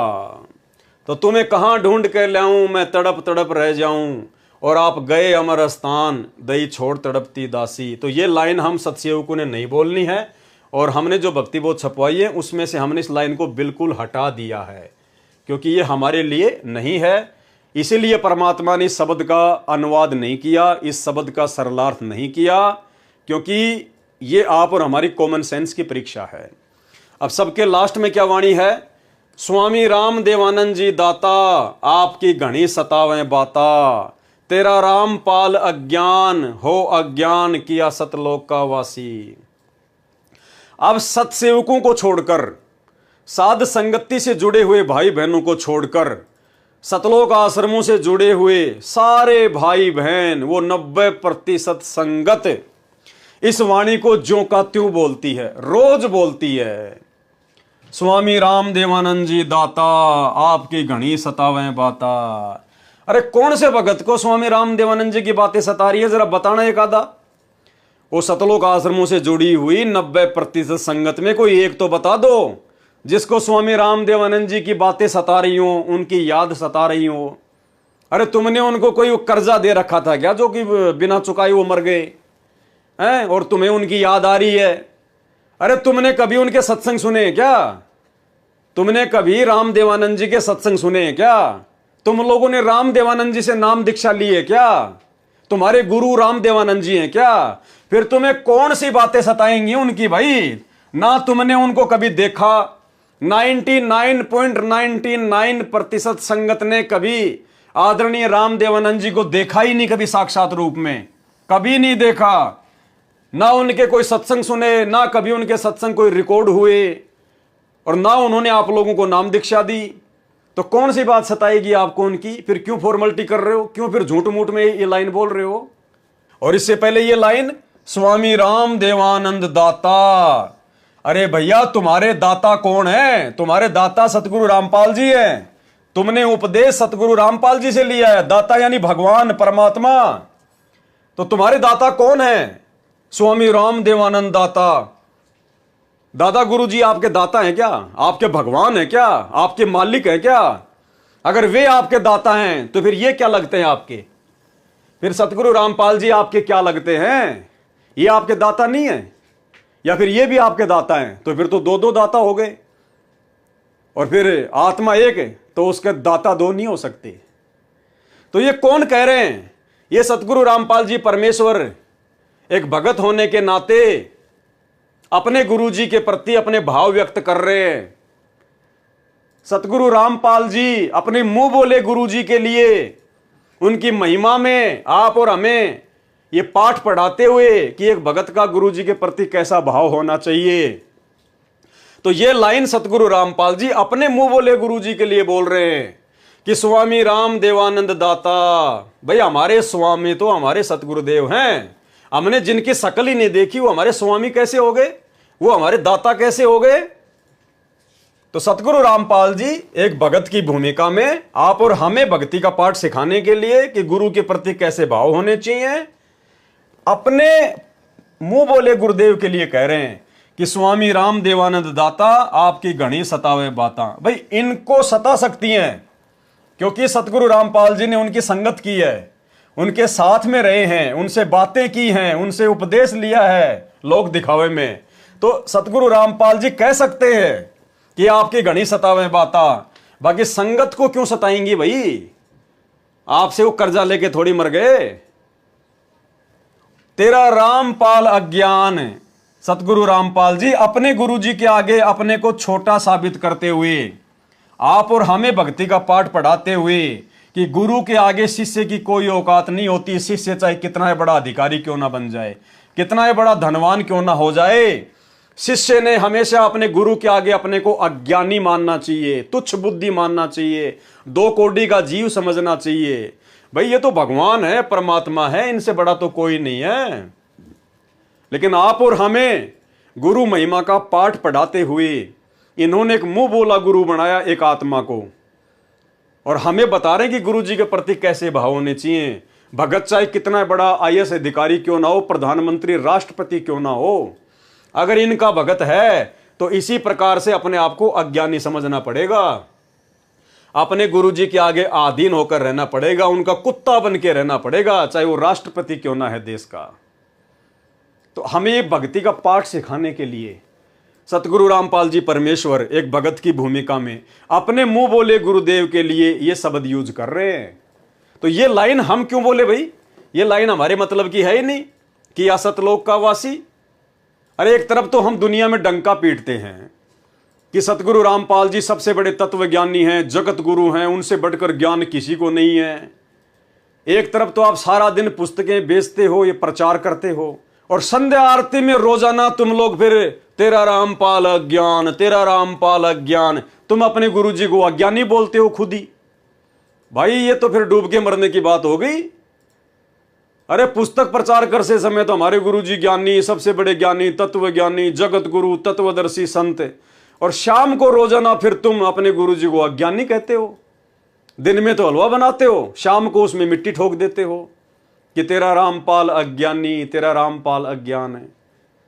अरे हम कह सकते हैं क्या ये जीभ कट के गिर जाए अपने गुरुजी के लिए इस प्रकार के शब्द यूज करने से पहले? तो ये वाणी सतगुरु रामपाल जी भगत की भूमिका में आप और हमें भक्ति का पाठ पढ़ाते हुए कि गुरुजी के प्रति कैसे भाव होने चाहिए, अपने मुंह बोले गुरुजी आदरणीय रामदेवानंद जी के लिए यूज कर रहे हैं। अब हमने अपने गुरुजी के लिए क्या यूज करना इसकी जगह, ये ऊपर वाली लाइन तो हम बोलते नहीं, इसको तो हमने भक्ति बोध से हमने हटा दिया। रही बात ये लास्ट वाली लाइन, तो हमने अपने गुरुजी के लिए क्या यूज करना है। यहां तो सतगुरु रामपाल जी ने अपने गुरुजी के लिए यूज किया है, तो हमारे गुरुजी रामदेवानंद जी थोड़ी है जो हम उनके लिए ये वाणी बोलेंगे। नहीं, हमारे पूज्य गुरुदेव हैं सतगुरु रामपाल जी भगवान, जिनके सामने हाथ में भक्ति बोध लेके हम ये शब्द बोलते हैं, मेरे गुरुदेव भगवान दियो काट काट की फांसी। तो लास्ट की लाइन में अपने गुरुदेव का नाम लिखकर उनकी महिमा में हम सत्सेवक क्या बोलते हैं, ऐसा नहीं बोलते जो लिखा हुआ है। नहीं, इसीलिए परमात्मा ने आप और हमारी कॉमन सेंस को चेक करने के लिए इसका सरलार्थ नहीं किया। और आज से नहीं, हम सत्सेवक पिछले 8 वर्षों से, 2016 से, जब से परमात्मा ने सद्बुद्धि बख्शी है, तब से हम सभी हजारों की संख्या में सत्सेवक भाई बहन इस लास्ट की लाइन की जगह कि स्वामी रामदेवानंद जी दाता आपकी घनी सतावे बाता, तेरा रामपाल अज्ञान किया सतलोक का वासी, हम इस लाइन को नहीं बोलते। इसकी जगह हम क्या बोलते हैं? परमेश्वर सतगुरु रामपाल जी दाता आपकी घनी अमोलख बाता। अमोलख बाता यानी जिन बातों के बराबर और दुनिया में कोई बात ही नहीं हो, जिससे बढ़कर कोई ज्ञान ही नहीं हो, अनमोल बातें, सत्संग। परमेश्वर सतगुरु रामपाल जी दाता आपकी घनी अमोलख बाता, थारा पवन दास अज्ञान अज्ञान कि जो सत्य लोक का वासी। थारा पवन दास अज्ञान कि ये परमेश्वर आपका ये तुच्छ 2 कोटि का जीव, ये सेवक है, मालिक महाअज्ञानी है। थारा पवन दास अज्ञान कि जो सतलोक का वासी है। परमात्मा इस दास को सतलोक का वासी करना। क्यों? क्योंकि ये शब्द संध्या आरती के माध्यम से हम अपने गुरुदेव सतगुरु रामपाल जी की महिमा में गा रहे हैं, ना कि हम हमारे दादा गुरु जी के लिए गा रहे हैं। उनके लिए तो हमने गाना ही नहीं है, हमारा उनका कोई रिश्ता ही नहीं है, कोई मतलब ही नहीं है, कोई लेना देना ही नहीं है। हमारे गुरुदेव, हमारे स्वामी, हमारे दाता सतगुरु रामपाल जी हैं। इसलिए गुरुदेव भगवान ने जानबूझकर इस शब्द का सरलार्थ नहीं किया, आप और हम भक्तों की कॉमन सेंस के लिए। तो भाई हम तो पिछले 8 वर्षों से इन 2 वाणियों को नहीं बोलते, ऊपर वाली वाणी को तो बिल्कुल ही नहीं बोलते। तुम्हें कहां ढूंढ कर ले आऊं, मैं तड़प तड़प रह जाऊं, हमने हटा ही दिया। और नीचे वाली लाइन की जगह बोलते हैं कि परमेश्वर सतगुरु रामपाल जी दाता आपकी घनी अमोलख बाता, थारा पवन दास अज्ञान। यानी जैसे कोई बहन है कि थारी अंशिका दासी अज्ञान, या थारा सुरेश दास अज्ञान, जिसका जो भी नाम है अपना नाम लेके इस प्रकार से अपने गुरुजी से अरदास करनी है। परमेश्वर सतगुरु रामपाल जी दाता आपकी घनी अमोलख बाता, थारा पवन दास अज्ञान हो अज्ञान की जो सतलोक का वासी। ये बोलना है हमने अपने गुरुदेव जी की महिमा में, तब ये शब्द कंप्लीट होगा। अन्यथा तेरा रामपाल अज्ञान, तेरा रामपाल अज्ञान, अरे नालायको, भगत हो फिर क्या, कोई खिचड़ी खा के गा रहे हो क्या? इतनी भी कॉमन सेंस नहीं है क्या कि अपने गुरु जी को क्या कहा जाता है? तो भाई और बहनों, साध संगति से जुड़े बिना ये सद्बुद्धि नहीं आ सकती। और साध संगति से जुड़ना कोई बच्चों का काम नहीं है, वरना कोई जुड़ के दिखा दो ना, कोई जुड़ के तो दिखा दो। सबको पता है साध संगति क्या है, सत्सेवक क्या है, पूरी संगत को पता है, पूरी संगत को पता है। चाहे किसी को गुरु जी के भाई का नाम पता हो ना पता हो, गुरु जी की जो कलयुगी जो पत्नी है, बेटा बेटी रिश्तेदार या कोऑर्डिनेटर, उनका नाम पता हो या ना पता हो, लेकिन सतगुरु रामपाल जी परमेश्वर जी की जो करोड़ों की संगत पूरे विश्व में है, सबको पता है। बच्चे बच्चे को पता है कि साध संगति क्या है और सत्सेवक क्या है।